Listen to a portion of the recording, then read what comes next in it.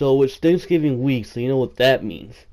We get 3 games this Thursday, and we got some pretty good ones. Starting off, we got the Vikings at the Lions. And personally, I do think the Vikings are the better team. I think it's pretty obvious. Not just by the record, but the Lions are just that team that the Vikings can't beat. They went 0-2 against them last year, and they lost to them earlier this season, so I expect the same thing to happen again this season.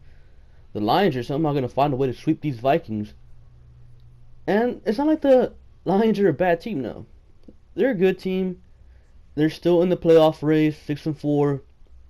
But beating the Vikings here puts them at 7-4 in good position to get to the playoffs. And they're at home too, so.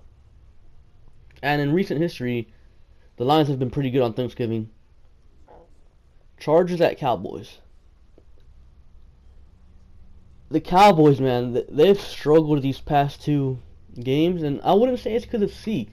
I think it's got more to do with the absence of Sean Lee and the absence of Tyron Smith, their left tackle. So I don't think Sean Lee will be back, but I do think Tyron Smith will be back. But regardless, though, I just don't see this as a game that the Cowboys are going to lose at home on Thanksgiving, and everyone's watching. But the Chargers, though, the Chargers aren't no pushover. They're a team that started, 0-5? 0-4? So they started off pretty bad, and they're sitting here at 4-6, so they've won a lot of games since then. So I'm taking the Cowboys here. Giants at Redskins, probably a most boring one in Thanksgiving. Not even sure many people are going to watch this one. Pretty much 2 teams that have no shot at the playoffs. Well, the Redskins technically do still have a shot, but realistically, they're not going to make it. But regardless, I'm taking the Redskins because they are a better team than the Giants. You know, the Giants somehow found a way to beat the Chiefs last week, but I still see the Redskins pulling this one out. Bills at Chiefs. So the Bills benched Tyrod Taylor, and then their were starter then Peterman threw 5 interceptions in the first half, and they're back to Tyrod Taylor now. Regardless, though, I don't think either of them are a good quarterback, but Tyrod Taylor is better than Nathan Peterman. But I'm still gonna take the Chiefs, even though the Chiefs, since their 5-0 start, 1-4, so they've dropped 4 out of their last 5. But against the Bills, they get back on track and go to 7-4, and the Bills just keep on falling. After that 5-2 start, they're gonna be 5-6, 4-game losing streak. Not very good, Buffalo. Not very good. Carolina at the Jets. I don't think the Panthers are that scary of a team. I don't. But the Jets, surprisingly, they're 4-6, and I've said this before, but they're not a good team. They're not. I am 100% taking these Carolina Panthers. Panthers get to 8-3, and they're holding on to that wild card spot right now. Bears at Eagles. Should I even say anything about this one?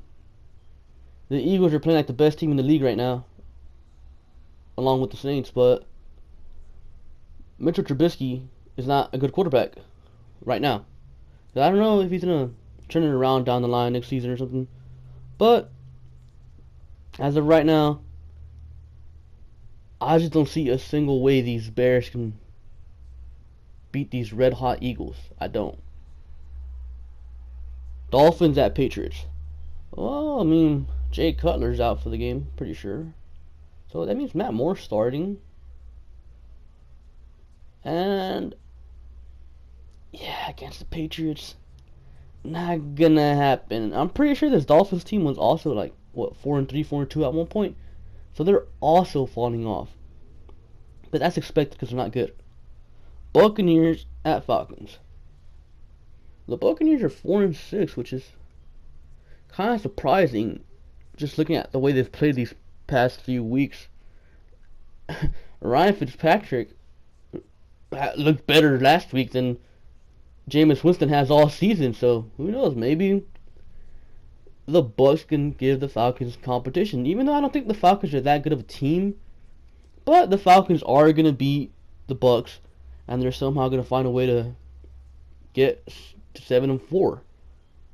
Browns at Bengals. Even though the Bengals aren't that good of a team, do you realistically see the Browns beating the Bengals? Probably not. That'd be some shit. But I'm still taking the Bengals because they're the better team. The Browns are just a mess right now. Moving on. Titans at Colts. The Colts are a mess, and they just can't keep quarterbacks healthy. I mean, Jacoby Brissett's in the concussion protocol, so he might not even play this game. If he's not ready to go, Scott Tosin is going to be the quarterback, and there's not really much of a difference between the two. I mean, well, there is, but, they're both equally bad, so I still see the Titans pulling out this win regardless of who is their quarterback. Seahawks at Niners. The Seahawks are decimated by injuries to their Legion of Boom, but I don't see these Niners being able to beat these Seahawks regardless.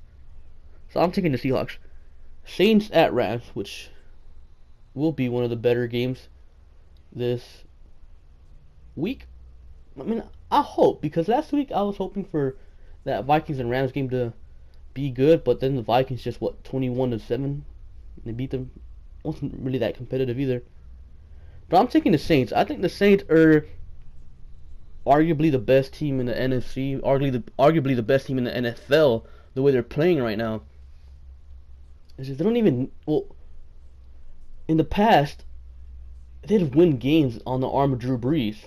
This season, they're doing it by running the ball, by defense, and with a little help of Drew Brees. But this team is scary because if Drew Brees wants to, he'll tear you up, man. He'll tear you up. He don't care.